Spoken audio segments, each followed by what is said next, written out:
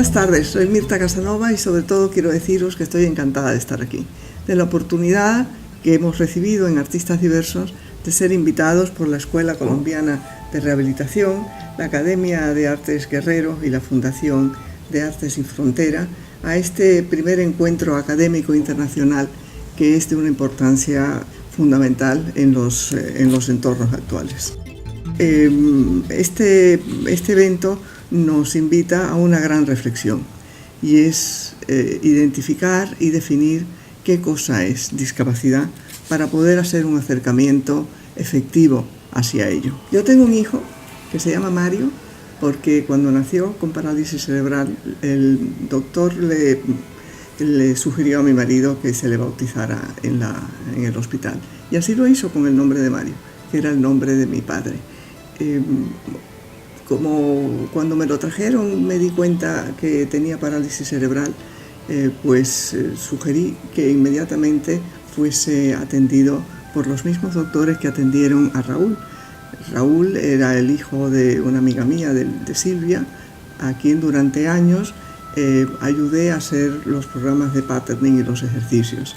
Así que desde que tuvo mes y medio, Mario ha estado en un programa de rehabilitación en el cual participábamos muchas personas, porque había un mínimo de 3 personas para poder hacerle los ejercicios. Su hermano, el que es mayor a él, Javier, que hoy es físico, por cierto, fue uno de los que más ayudó a hacer los ejercicios. Y cuando Mario dio su primer paso, la persona que lo apreció más, que lo vivió más emotivamente, fue Javier, porque Javier ha vivido toda su vida con la idea y la certeza de que todos los adelantos de Mario se los debía a él. Bueno, eso es inclusión. Este es el arte de incluir, hacer a la gente partícipe de toda la evolución de estas personas, ayudar en ello y beneficiarse de ese desarrollo.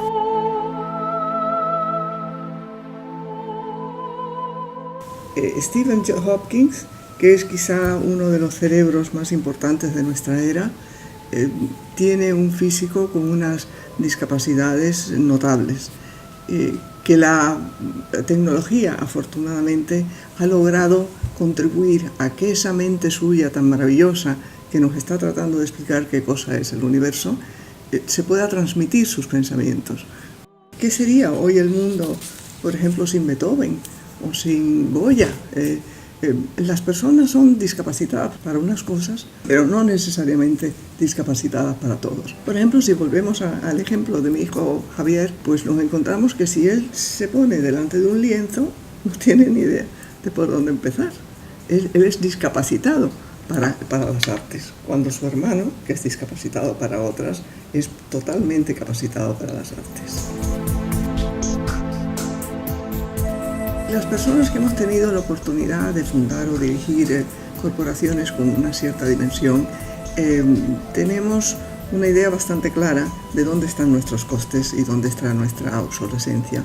En mi caso, pues yo fundé y dirigí Stanhome en España y en los 18 años que dirigí la organización pasaron por la empresa 80.000 mujeres que aprendieron a trabajar y que estaban en la red de venta.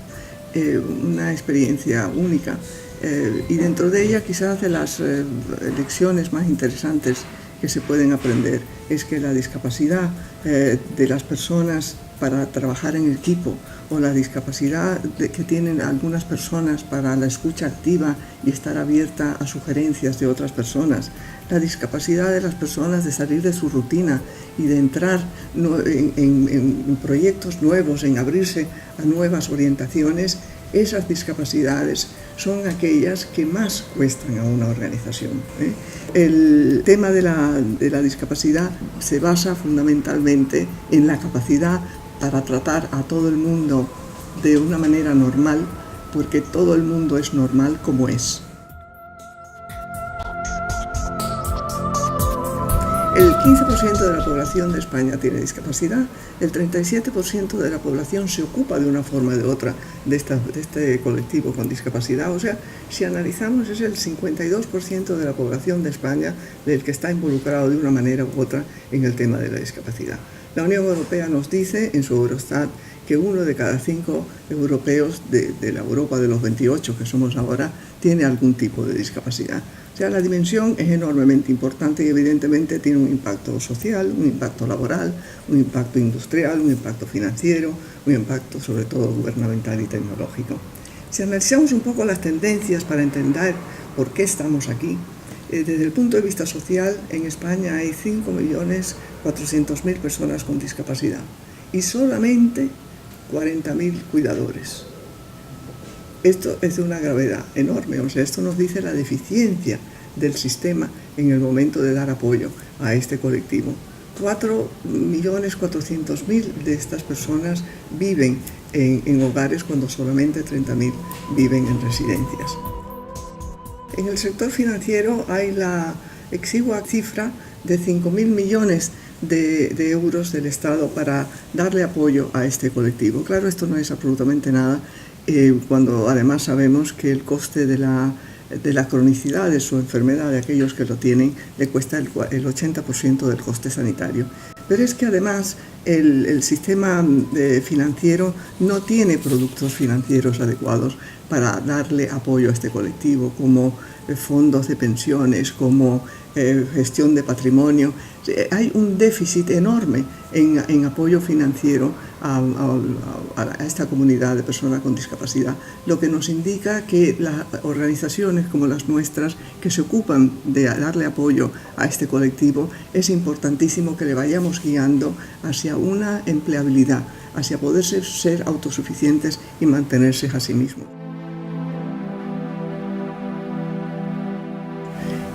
La tecnología facilita muchísimo el acceso social, el acceso de integración social, el acceso al trabajo, el acceso al apoyo, el acceso a la medicina, que de otra forma no existiría, incluso del apoyo a distancia que reciben gracias a las tecnologías. Hay cuotas empresariales, por ejemplo, en toda Europa, menos en Suecia. En Europa, en España, todas las empresas por encima de los 50 empleados tienen que tener un 2% de personas con discapacidad en sus plantillas. Si no reúnen este requisito, pueden subcontratar servicios a centros especiales de empleos en los cuales todos los empleados son personas con discapacidad, y entonces esa subcontratación le cuenta para esta cuota que tiene de apoyo a las personas con discapacidad y la empleabilidad. En Francia, por ejemplo, es el 7%, o sea, cada país tiene su propio nivel. Lo que sí es evidente es que todos los países en Europa tienen que acoger y dar empleo a personas con discapacidad. La empleabilidad es, por lo tanto, una tendencia creciente, y solamente aquellas empresas que saben lo que hacen, como por ejemplo Sodexo o MRV, que es una empresa de transporte, que escoge a sus personas por su capacidad profesional y no por su estatus o por su estereotipo o por lo que sea, sino por su capacidad, independientemente de su discapacidad. Escogen personas que tienen la capacidad para el empleo que necesitan, pero que son discapacitados. ¿Y por qué tienen alguna discapacidad? ¿Y por qué? Pues porque estas personas son más leales, son más eficientes, tienen más alto rendimiento, mejoran el rendimiento de todo el mundo en la organización se siente con muchísima más lealtad hacia una empresa, hacia una organización que se ocupa de un tema social y que respeta a las personas tal y como son, que es lo que hay que hacer. Hay otra tendencia que marca muchísimo esta evolución, y es la integración de la mujer al mundo profesional. Desde 1995 hay más mujeres que hombres en el mundo académico, o sea, que tengan un diploma universitario. ¿Qué nos dice esto? Pues que hay más mujeres que hombres con talento, hay más mujeres que hombres que entran en el mundo activo y profesional activo. ¿Y esto qué quita? Esto quita horas de mujer en la atención al hogar o la atención de la enfermedad, o en este caso a la atención de las personas con discapacidad, que ha sido siempre la trayectoria, que era la mujer de la familia la que se ocupaba de las personas con discapacidad. Esto está cambiando y, por supuesto, entonces necesitamos otro tipo de apoyo, otro tipo de cuidadores, que la tecnología nos ayude a cuidar a distancia y un nuevo cambio total de paradigma que nos vuelve a aconsejar que a estas personas que tienen una capacidad de desarrollo hay que ayudarlas a encontrar su propio posicionamiento empresarial. El otro muy importante es el cambio cultural que se ha desarrollado en los últimos 40 años. Yo me acuerdo que cuando nació Mario me puse a buscar organizaciones que daban apoyo a personas con discapacidad. Y en Ávila, por ejemplo, no había ningún discapacitado registrado que fuese menor de 12 años. ¿Y por qué? Bueno, porque a los 12 años ya había una residencia que le daba cobijo, entonces afloraban. ¿Qué quiere decir? Que durante 12 años estas personas habían estado escondidas. Bueno, hoy ya esto no pasa. Hoy, gracias a Dios, se sabe y se exterioriza el hecho de que tenemos una persona con alguna discapacidad en la empresa o en la casa o en el entorno familiar, y se hace partícipe a todo ese entorno de esta verdad para que se incluyan en el proceso de inclusión profesional, social y profesional más tarde de estas personas. El cambio demográfico es alucinante porque en este momento hay más personas en Europa y en España por encima de los 60 años que por debajo de los 18.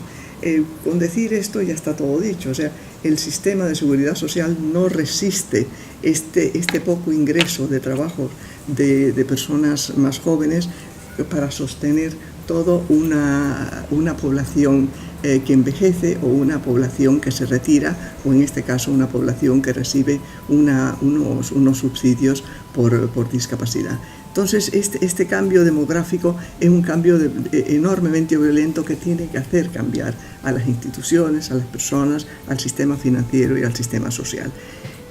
Con el agravante de que ya sabemos que en el 2040 en la Unión Europea el 50% de la población tendrá más de 50 años. Y en España, concretamente, España será el país más viejo del mundo en ese momento. Por lo tanto, y en previsión de esta evidencia, la Unión Europea publicó las directivas del año 2000 sobre igualdad de derecho que tiene toda la persona en Europa de acceso al trabajo, de ascender, de su capacidad de armonización, vida laboral y vida privada, etc., sin discriminación por su condición de desigualdad o por su condición de diferencias o diversidades, ya sean físicas, ya sean culturales. No se puede discriminar, o sea, es la directiva de la antidiscriminación. Y esta directiva de antidiscriminación ya está dentro de la Comisión de Asuntos Legales, no es un tema social ni laboral. O sea que en cada país hay una legislación que penaliza la discriminación hacia cualquier tipo de diversidad, que incluye evidentemente la discriminación hacia las personas con discapacidad, lo que nos lleva evidentemente a la necesidad del arte de la inclusión. Y nos recuerda a Geraldine Baum, esta gran escritora, esta magnífica persona, que gráficamente con un juego de manos ella nos decía: las personas en un grupo, cuando entra una persona con discapacidad o entra una persona que es diversa, empieza por decirle no entres porque no eres como nosotros. O si no, le dice entra pero no te haremos caso. O si no, le dice entra y compórtate como nosotros. El grupo real le dice entra y seremos un grupo nuevo. Y este es el arte de la inclusión. Seremos un grupo nuevo porque seremos más innovadores, más creativos, más productivos, más eficientes, más humanos y evidentemente muchísimo más eficaces. Tenemos que recordar que tenemos que deshacernos de los estereotipos, de aquello de que nosotros somos todos de una manera determinada en esta organización, marcado por el estereotipo de la empresa, por el estereotipo de sus directivos, por el estereotipo histórico que tiene. Y Hofstede, con su teoría de la distancia social, nos lo explica divinamente bien. Estamos cerca o lejos de ese estereotipo de la posición dominante, por características físicas, por características demográficas, por características culturales, como pueden ser la religión, el idioma, o físicas, como puede ser la discapacidad, la mujer, la edad, etc. Y tenemos que aprender a incluir en vez de a excluir. y sabemos cómo incluirlo, porque lo que tenemos es que mirar son las características de estas diferencias y de estas discapacidades para poder llegar a entendernos a nosotros mismos usando un ejemplo y una herramienta que se llama la escala de la tolerancia. Es un cuestionario en el cual la persona se ayuda a conocerse a sí misma, si siente repulsión, si evita, si tolera, si acepta o si integra a las personas con diferencias. Esta es la clave para conocerse a sí mismo. Si tú te conoces a ti mismo, puedes conocer a los demás. La escala de tolerancia es una herramienta magnífica.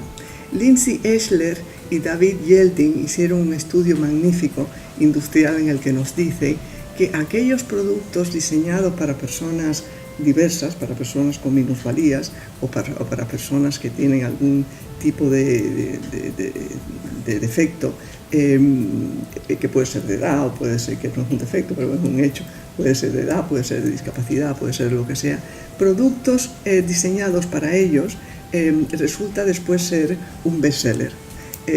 Toyota hizo un tablero con unas fichas anchas, un teclado grande para personas con discapacidad, que terminó siendo un bestseller, porque no solamente a los discapacitados les gustan